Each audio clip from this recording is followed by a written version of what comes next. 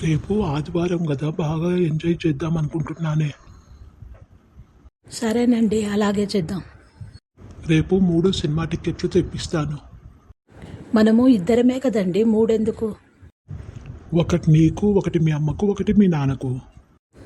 మనం ఎంజాయ్గా సినిమాకి పోయేదానికి మన ఇద్దరికి కానీ మా అమ్మ మా నాన్నకి ఎందుకండి? నేను చెప్పింది సరిగా వినలేదా? విన్నాను కదా, ఎంజాయ్ చేద్దామన్నారు. మనిద్దరం కాదే, నేను ఎంజాయ్ చేద్దాం అనుకున్నాను అని చెప్పింది నీకు. అందుకే నీకు తోడుగా మీ అమ్మకు మీ నాన్నకు కలిపి టికెట్లు తెప్పిస్తాననింది. ఏదో రేపన్నా నా ఫ్రెండ్స్తో కలిపి ఇంట్లో పార్టీ చేసుకుని ఎంజాయ్ చేద్దాం అనుకుంటే ఇదేమి ఇలా అడుగుతోంది. ఈయనేంది ఎంజాయ్ చేద్దామంటే మేమిద్దరం చేస్తామని, మన ఇద్దరికే కదా సినిమా టికెట్లు అంటే ఇలా మాట్లాడతారు. ఏంటో ఈయన ఫ్రెండ్స్ అంటారు కానీ నన్ను పట్టించుకోరు.